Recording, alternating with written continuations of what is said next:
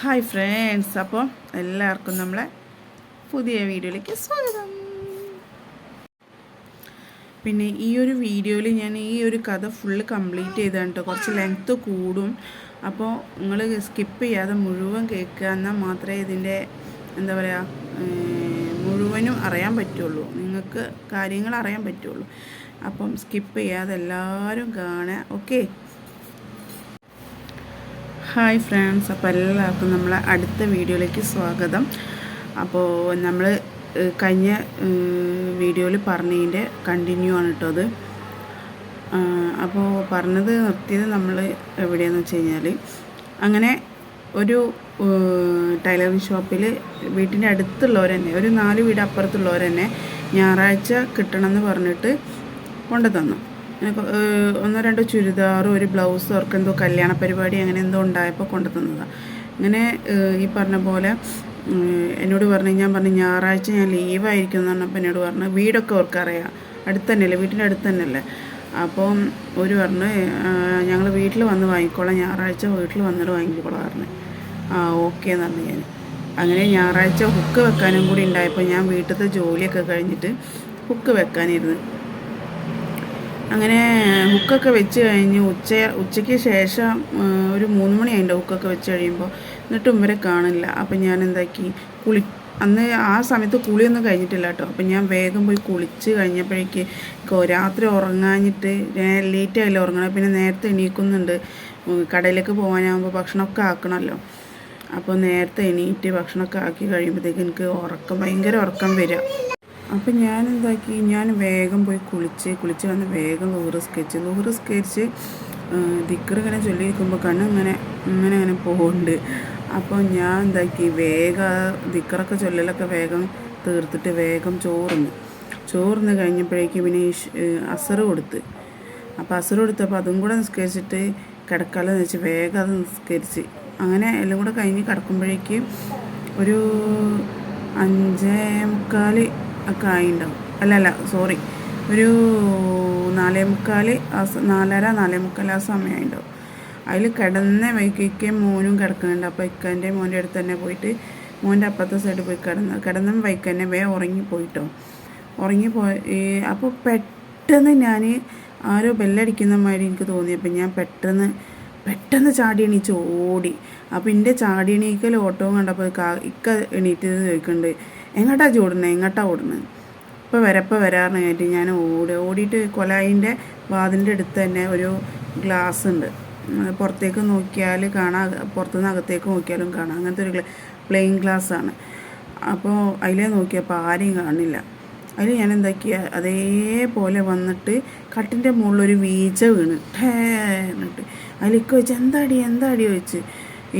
കണ്ണിന്ന് എനിക്കൊന്നും പറയാൻ കഴിയുന്നില്ല. ഞാൻ മലർന്ന് ചക്ക വെട്ടിയിട്ട മാതിരി എന്നൊക്കെ പറയൂലേ, അതൊക്കെ കേട്ടിട്ടുള്ളൂ. ഇപ്പം അനുഭവിച്ച് ചക്ക വെട്ടിയിട്ട മാതിരി അങ്ങോട്ട് കിടന്നു.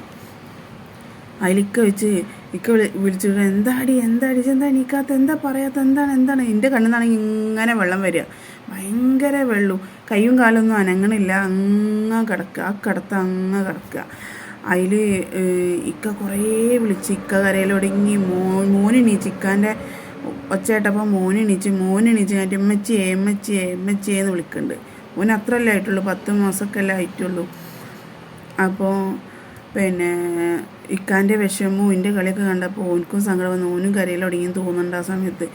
അതിലിക്ക പോയിട്ട് അപ്പോഴേക്കില്ലേ വേറൊരു കാര്യം എന്താണെന്ന് വെച്ച് കഴിഞ്ഞാൽ, ഞങ്ങൾ അടുത്ത ക്വാർട്ടേഴ്സിൽ ഉണ്ടായിരുന്ന ആൾക്കാരുണ്ടല്ലോ, അതായത് ഫസ്റ്റ് ഞങ്ങൾ ചെല്ലുമ്പോൾ ഉണ്ടായിരുന്ന ആൾക്കാർ, ഞങ്ങൾ ചെന്നപ്പോൾ ഞാൻ അങ്ങനെ ഓരോന്ന് പറയും, ഇതിനെക്കുറിച്ച് ഓരോന്ന് പറയുമ്പോൾ ഇവർ പറയും, ഇവിടെയും വന്ന് ഇടയ്ക്ക് ഇങ്ങനെ ആരോ ജനലിനൊക്കെ മുട്ടും, വാതിലിനൊക്കെ പോയി നോക്കി ആളെ കാണൂല, ആരോ രാത്രിയൊക്കെ ഇങ്ങനെ നടക്കണ ഒച്ചയൊക്കെ ഇങ്ങനെ കേൾക്കുക, നോക്കി ആളെ കാണൂല അറിയും. അതിൽ ഇവരെ മോനെ ഇവരെന്താക്കി, 7ാം ക്ലാസ്സോ 8ാം ക്ലാസ്സോ എന്തോ കഴിഞ്ഞപ്പം ഇവിടെ ദർസ് കൊണ്ടുപോയി ചേർത്തു. ദർസ് പറഞ്ഞു കഴിഞ്ഞാൽ ആവാനോ അങ്ങനെ എന്തോ ആണ്. അപ്പോൾ അവിടെ ചെന്നപ്പോൾ ഇവിടുത്തെ കാര്യങ്ങൾ ഇങ്ങനെയൊക്കെ ആയപ്പം ഇവർക്കും എന്തൊക്കെയോ അനുഭവങ്ങളുണ്ട്, പക്ഷെ അവർ പറയുന്നില്ല കേട്ടോ. അപ്പോൾ ഞാൻ അങ്ങനെ പറയുമ്പോൾ അങ്ങനെ ഉണ്ട് ഇങ്ങനെ ഉണ്ട് നല്ല ചെറുങ്ങനെ അല്ലാതെ വേറെ വലിയ ഇതായിട്ടൊന്നും ഒരു പറയണില്ല. അപ്പം എന്താണ് ഇവരെ മകനെ പഠിപ്പിക്കാൻ വിട്ടുകൊടുത്ത് ഒരു നല്ല അറിയപ്പെടുന്നൊരു ഉസ്താദുണ്ട് പറഞ്ഞു. ഇവരെ പഠിപ്പിക്കുന്ന എല്ലാത്തിനെയും പിടിച്ച് കിട്ടുന്ന ഉസ്താദ് അങ്ങനെ എന്തുവാണ്. ആ ഉസ്താദിൻ്റെ അടുത്തുനിന്ന് പോകണം. പിന്നെ ഇവരെന്ന് പറഞ്ഞു കഴിഞ്ഞാൽ ഇവരെ ഭർത്താവും ഇവർ ഏത് നേരും അടിയാണ്. ഭർത്താവും ഭാര്യയും കണ്ടാ പൊട്ടിയ ഭയങ്കര അടി. എന്നും കച്ചറിയും വഴക്കും വെക്കാണ് അവിടെ. എന്നും ഒരു ഈസം ഒഴിവില്ലാതെ എന്നും കച്ചറയും വഴക്കുമൊക്കെയാണ്. കാക്കൻ്റെ ജോലിയൊന്നും ഞാൻ പറയണില്ല കേട്ടോ. കാരണം ഈ വീഡിയോ കേൾക്കുന്നവർ ചിലപ്പോൾ നമ്മളടുത്തുള്ളവരൊക്കെ ഈ വീഡിയോ കേൾക്കുന്നുണ്ടാവും. അപ്പോൾ അവർക്ക് പറയുമ്പോൾ ചിലപ്പോൾ വേഗം മനസ്സിലാവും. അപ്പം എന്താണ് എന്നും വഴക്കും വക്കണാണ്. അതായതുകൊണ്ട് തന്നെ അപ്പോൾ ഓരിനോട് പറഞ്ഞു ഇവൻ്റെ ഇവിടെ അങ്ങനെ ഒരു ഉസ്താദുണ്ട്, ആ ഉസ്താദിനോടൊന്ന് പോയി ചോദിക്കട്ടെ അതെന്താ അങ്ങനെയാന്നുള്ളത് എന്നൊക്കെ.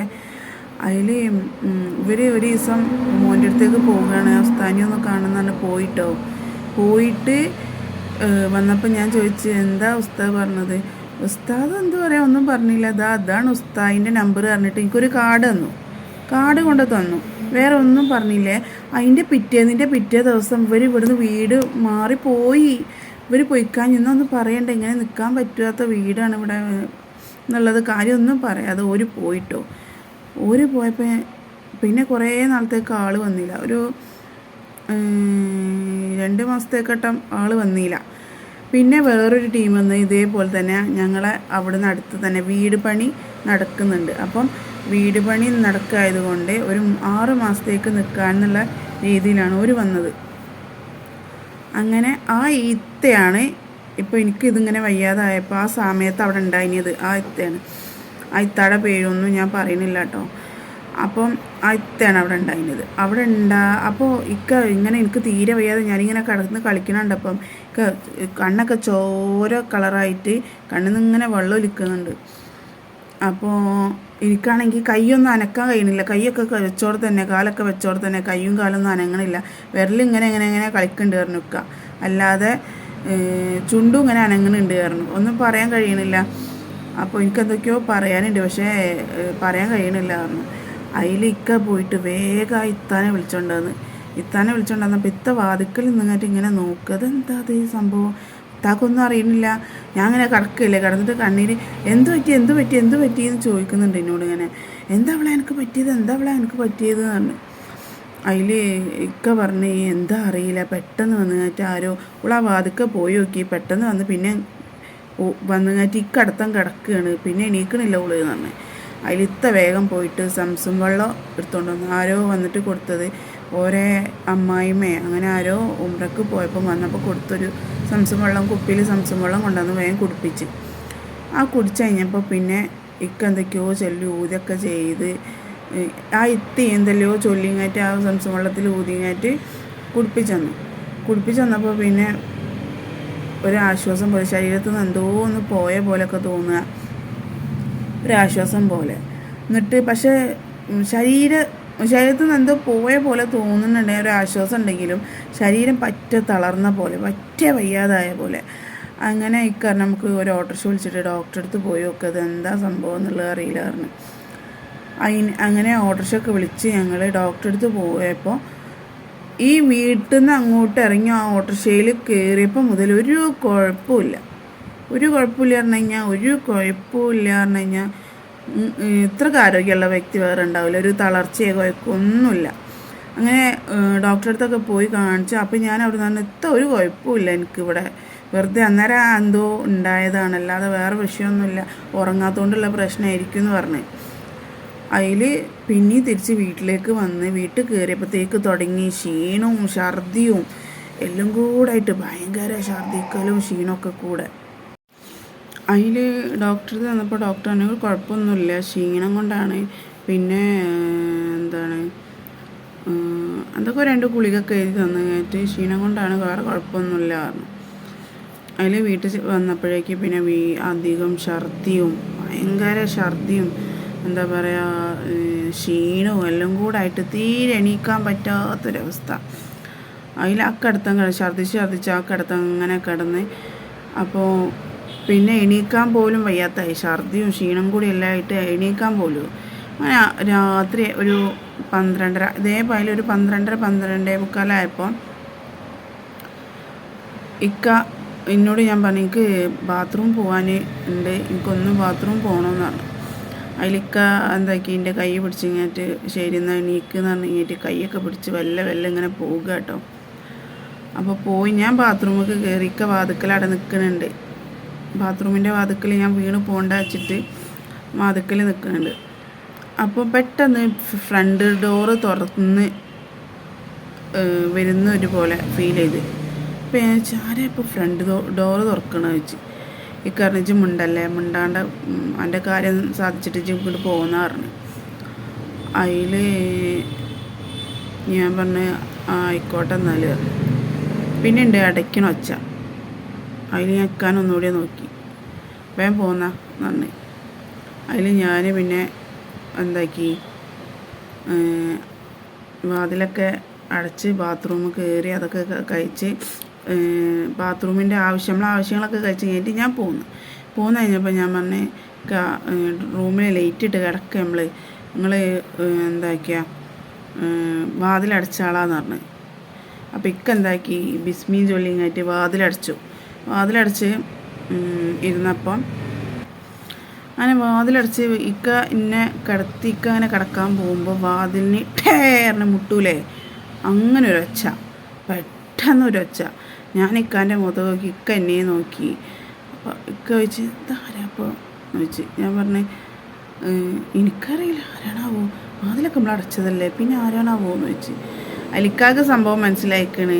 അപ്പോൾ ഇക്ക എന്താക്കി സാറിലജ് കിടന്നുറങ്ങിക്കഞ്ഞി ബാക്കിയൊക്കെ ഇനി വരുന്നിടത്ത് വെച്ച് കാണാറിഞ്ഞിട്ട് അങ്ങനെ കിടന്ന് രാവിലെ ആയപ്പോഴേക്ക് പിന്നെ ഇക്ക കുറേയൊക്കെ മന്ത്രിച്ച് ഊതി തന്നത്.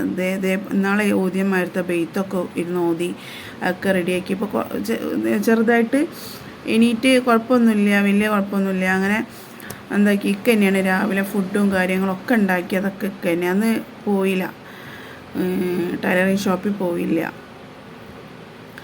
അങ്ങനെ അതൊക്കെ കഴിഞ്ഞ് അപ്പം ഞാനിങ്ങനെ ഇടയ്ക്കിടയ്ക്ക് പറയും ഇക്കാനോട് കേട്ടോ, നമ്മളിവിടുന്ന് മാറുക, അല്ലെങ്കിൽ ഞാനോ കുട്ടിയോ ആരെങ്കിലുമൊക്കെ ഉണ്ടാവുള്ളൂ കേട്ടോ നിങ്ങൾക്ക്, അല്ലെങ്കിൽ രണ്ടാളിൽ ആരെങ്കിലും ഒരാൾ ഇവിടുന്ന് മരിക്കും, അല്ലെങ്കിൽ നിങ്ങൾക്ക് കിട്ടൂല കേട്ടോ. ഞാൻ പറയുന്നത് സത്യം അറിയും. അതിലിക്കറിയും ഇജൊന്ന് പോയാടുന്നേ മരിക്കുക അപ്പോഴത്തേക്ക് ഇവിടുന്ന് ഇത് കൊണ്ടുപോകുക എന്ന് പറഞ്ഞാൽ പോരെ. വാടക വീട് പറഞ്ഞു കഴിഞ്ഞാൽ ഇക്ക പറയുന്നത് സത്യമാണ്.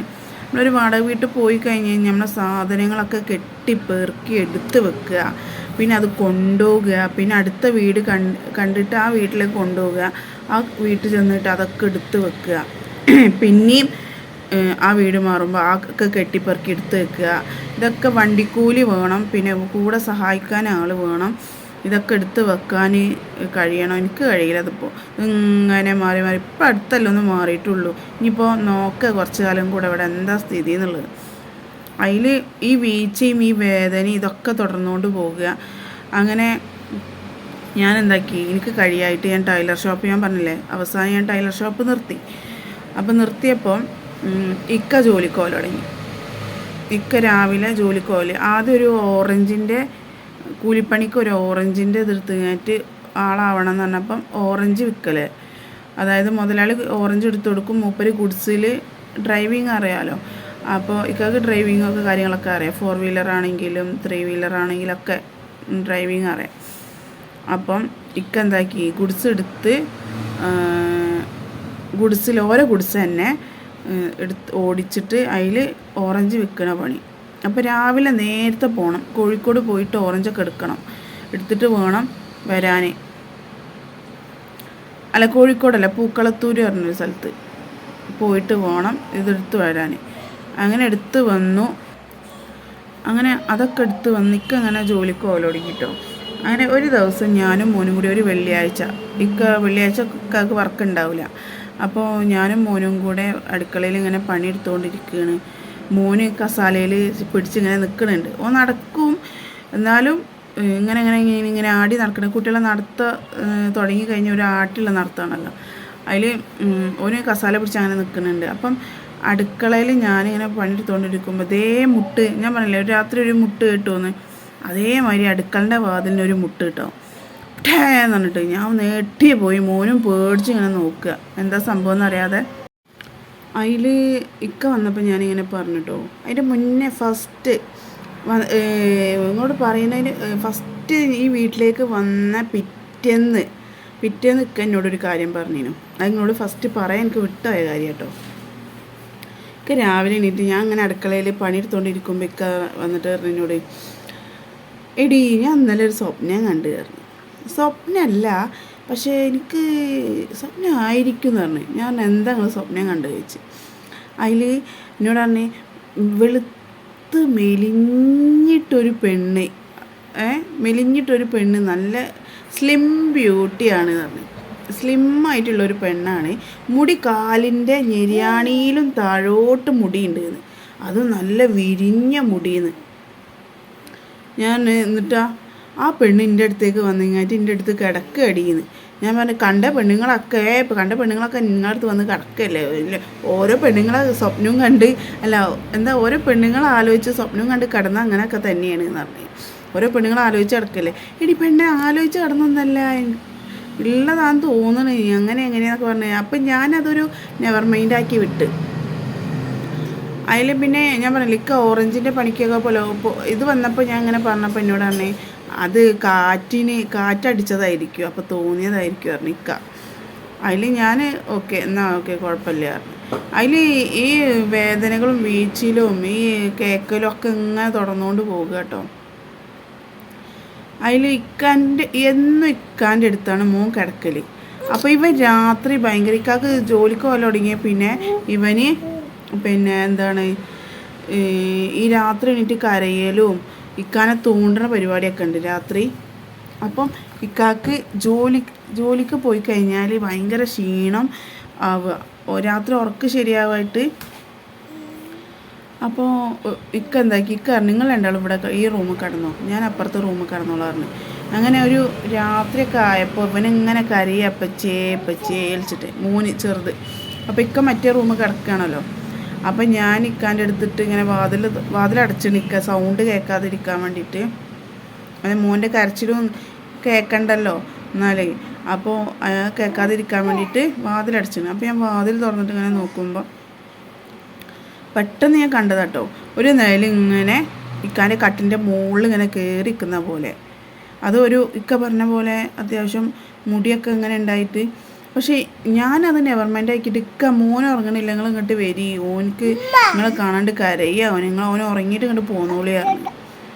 അതിൽ ഇക്കാന്ന് പറഞ്ഞിങ്ങായിട്ട് കണീറ്റ് പോന്നു. അപ്പോൾ ഞാൻ ഇക്കനെ വിളിച്ചു, അല്ല നിങ്ങളെ കട്ടിൻ്റെ മുകളിൽ ഞാനൊരു നേൽ കണ്ടല്ലോ, അതെന്താ സംഭവം എന്ന് വെച്ച്. ഇക്ക റൂമിലെത്തിയപ്പോഴത്തേക്ക്. അപ്പോൾ ഞാൻ റൂമിൽ വന്നപ്പോൾ ഇക്കനെ കിടക്കുമ്പോൾ ഞാൻ പറയാം, എടി ഞാൻ എന്നോട് പറഞ്ഞില്ല, ഇവിടെ വന്ന പിറ്റേന്നും അന്ന് മുതൽ ആ രാത്രി മുതൽ എനിക്ക് തോന്നിയിട്ടുള്ള കാര്യമാണ്, ഒരു പെണ്ണ് എൻ്റെ അടുത്ത് വന്നിരിക്കുക, കട്ടുമ്മലിരിക്കുക, മുടി ഇക്ക അന്ന് പറഞ്ഞ പോലെ തന്നെ നല്ല മെലിഞ്ഞിട്ട്, പിന്നെ മുഖമൊന്നും കാണാൻ പറ്റുന്നില്ല, പക്ഷെ വെളുത്തൊരു നിറം, മുടി അത്ര ഉണ്ട്, പിന്നെ എന്താ പറയുക, എന്നിട്ട് അടുത്തിങ്ങനെ വന്നിരിക്കുകയാണ്. അതിൽ ഇരിക്കുന്നുണ്ട്, ചിലപ്പം അടുത്ത് വന്ന് കിടക്കുകയാണ്, ചിലപ്പം റൂമിൻ്റെ മൂലക്കെ പോയി നിൽക്കുകയാണ്, അല്ലെങ്കിൽ ആ മൂലക്കൽ ഇരിക്കുകയാണ്, അങ്ങനെ കുറേയൊക്കെ പറഞ്ഞിനോട്. അതിൽ പിന്നെ ഇക്ക ഇങ്ങനെയൊക്കെ ഓരോ പ്രശ്നമല്ലേ.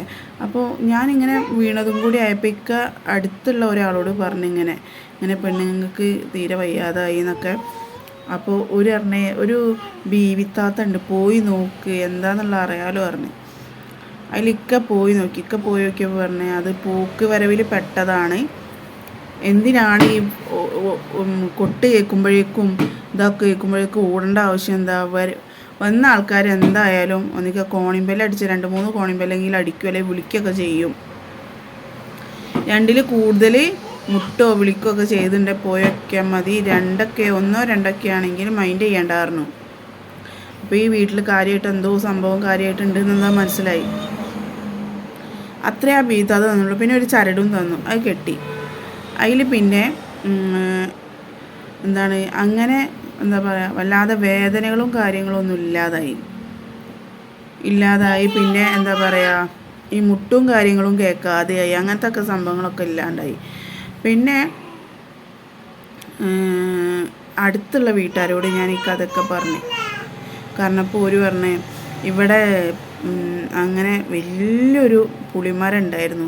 ഈ ഞങ്ങൾ കോട്ടേഴ്സ് നിൽക്കുന്ന ആ സ്ഥലത്ത് വലിയൊരു പുളിമരം. ഇവർ ഈ അടുത്തുള്ള ഒരു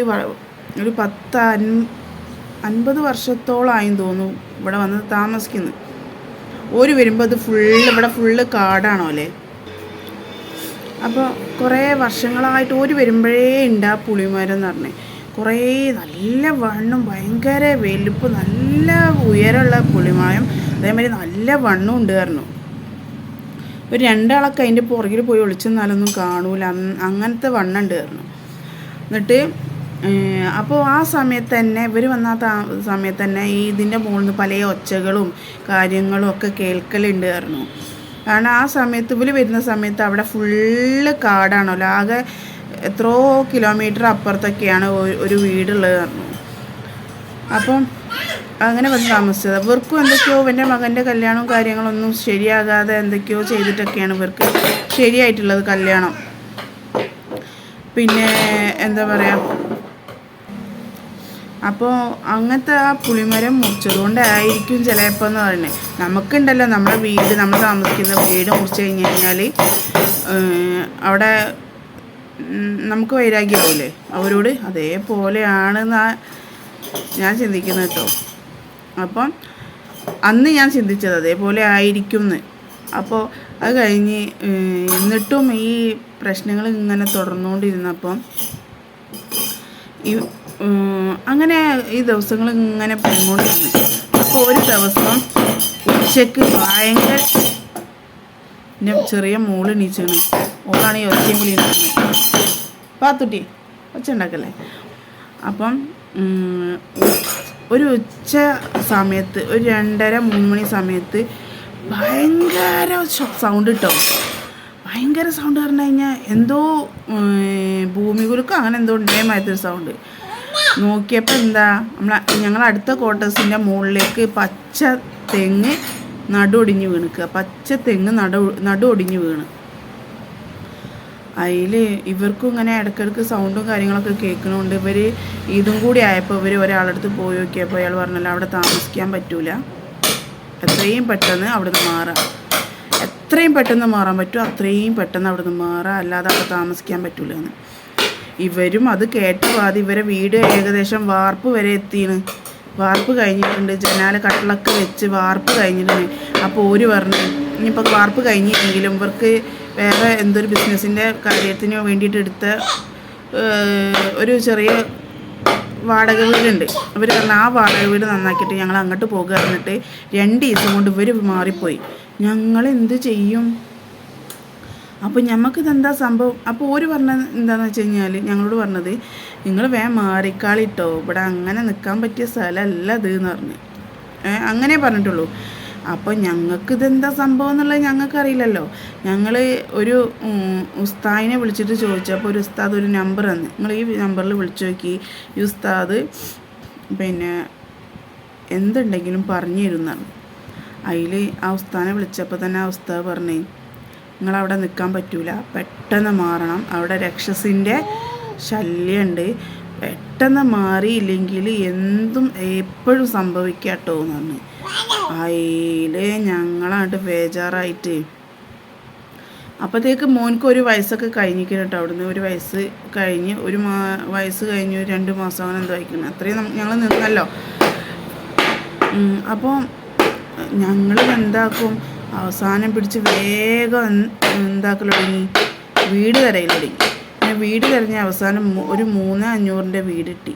3,500 രൂപക്ക് വാടകയുള്ളൊരു വീട്, വലിയ സൗകര്യമൊന്നുമില്ല, ഒറ്റ റൂമേ ഉള്ളൂ, സൗകര്യങ്ങളൊന്നുമില്ല. എന്താണെങ്കിലും വേണ്ടിയില്ല, കിട്ടിയ വീട്ടിലേക്ക് മാറാമെന്ന് വെച്ചിട്ട് അങ്ങനെ ഞങ്ങൾ മാറി. ഇവിടെ പുതിയ ആൾക്കാർ വന്നു കേട്ടോ. ഈ ക്വാർട്ടേഴ്സിൽ ഞങ്ങൾ മാറിക്കഴിഞ്ഞപ്പം പുതിയ ആൾക്കാർ വന്ന് ഒരു ഉമ്മയും 2 മക്കളും ഭർത്താവും കൂടിയാണ്. മക്കളൊക്കെ അത്യാവശ്യം പ്രായമുള്ള മക്കളാണ്.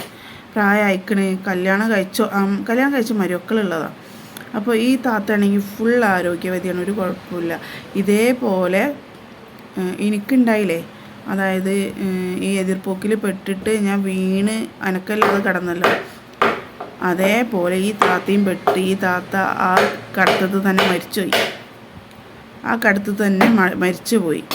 അപ്പോൾ അള്ളാൻ്റെ ഒരു ഇത് നോക്ക്, എന്തോ എൻ്റെ മക്കളെ ഭാഗ്യം കൊണ്ടോ എൻ്റെ ഭർത്താവിൻ്റെ ഭാഗ്യം കൊണ്ടോ അൽഹംദുലില്ലാ അതിൽ നിന്നൊക്കെ രക്ഷപ്പെട്ട് ഇതുവരെ എത്തി.